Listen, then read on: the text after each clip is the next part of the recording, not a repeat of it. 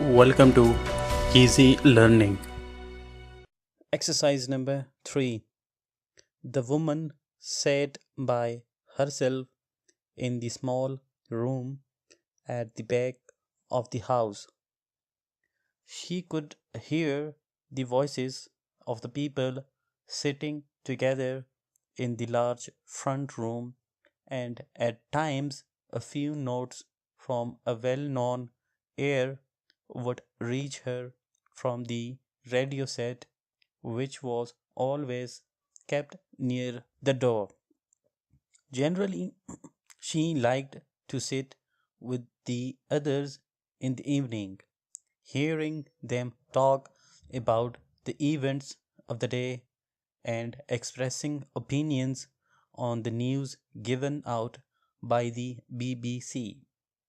The people were employed in such different ways and they held such widely differing opinions that she, who knew little about the arts in any form, believed that to sit in that room was as good as going to watch a play. That night, however, she continued to sit by herself in the small and rather plain back room that had been used as an office for the past 30 years. She looked down at her hands and saw on them signs of years of hard work. Not for her were the white hands of her boarders, few if any of whom had ever done any really hard work in their lives. Her hands were red and covered with little black lines. For as long as she could remember, she had had to work for her living, helping her mother and afterwards working in the boarding house. Paragraph. That day her boarding house had been bought. She herself had signed the papers that meant that the house would pass into other hands next month. Another woman would own the boarding house and would plan the meals for the boarders and would, or so she hoped, look after their comfort and well being. Nor had she any right to be upset about this because she herself had put the house up for sale with the announcement, a business for sale in good running order. The owner is willing to consider the sale at a reasonable price of the boarding house known as High View.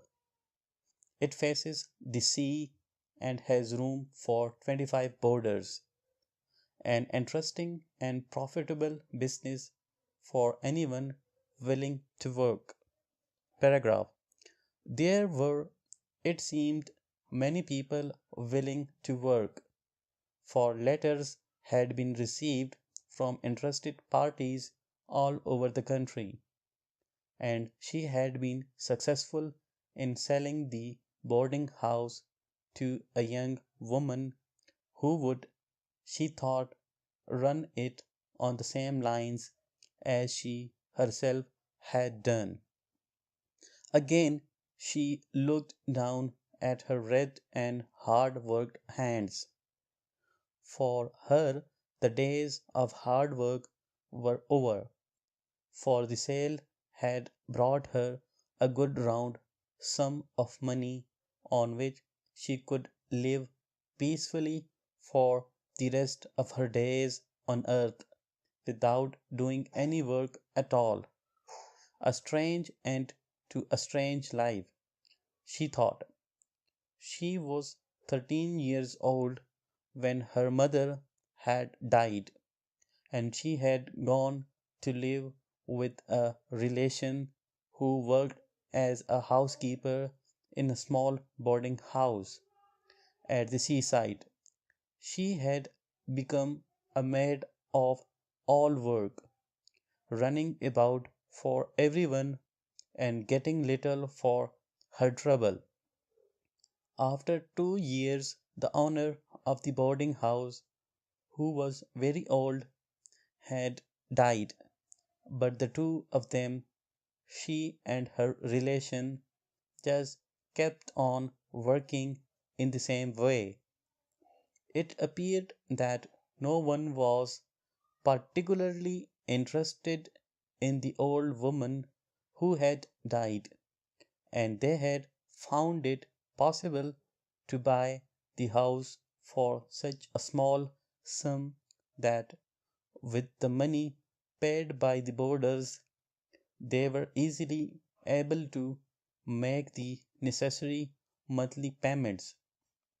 They had, as it were, fallen heir to the property. They kept the place very, very clean, and they gave the boarders good food and enough of it. And as the years passed, they were able to buy the house next door and the house next door to that, until in the end, Highview became quite an important building. The property had become her own 15 years ago. She had never married like other women because the boarding house had been her life. Now she was growing old and there was no one to whom she could leave the place. It was better sold to a young woman who would love it as she had done and would take good care of the boarders. The voice of the BBC announcer reached her, and that, he said, is the end of the news. Full stop.